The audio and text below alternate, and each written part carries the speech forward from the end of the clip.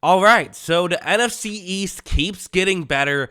James Bradberry remains a member of the Philadelphia Eagles. This is a move that I think a lot of people were wondering where Bradberry would go and how much money he would make. The Eagles have lost a good chunk of free agents already this offseason, but the one they could not, lose in free agency. The one they felt they had to make sure that they keep here defensively was James Bradberry, which I agree. I think he is the guy that if you're going to make sure you keep someone, he's the guy you keep. It's a 3-year deal worth $38 million.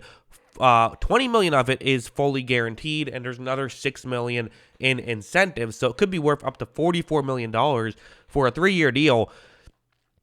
It's some money. They're paying him a bit. They are. But you know what? The third year was a bit surprising to me. I think the average year money per year isn't that surprising. I would have guessed he would get a 3-year deal. I would have guessed he would have gotten a 2-year deal. I'm assuming the third year is what got him to say yes to it.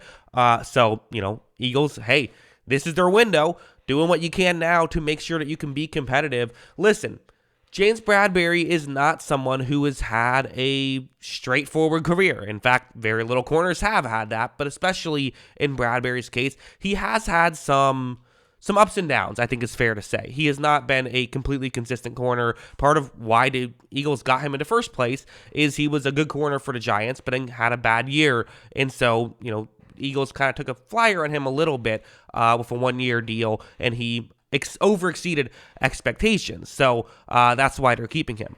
One interesting thing about Bradberry, though, is I think he's someone who the perception of Bradberry is he's a lot older than he actually is. The guy's 29 years old. So for this 3-year deal, it totally seems logical that he should still be able to play at an effective level for these next 3 years. And he's in the same system, and that does kind of cut down on some of the risk factor when you go after free agent wide receivers. So, you know what? Huge fan of this move. A+ for me. I think it's a move they had to make if they want to be competitive. And I think that this was, to me, the Eagles got worse this offseason, I think. I think it's hard to argue the contrary. They did lose some players. That's just what happened.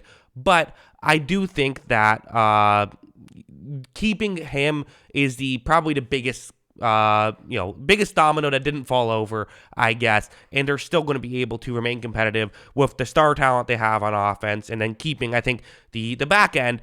And they have young guys up front who can still be able to be effective. So I think a huge win for Philadelphia. That's what I think. What do you guys think? Let me know in the comments below.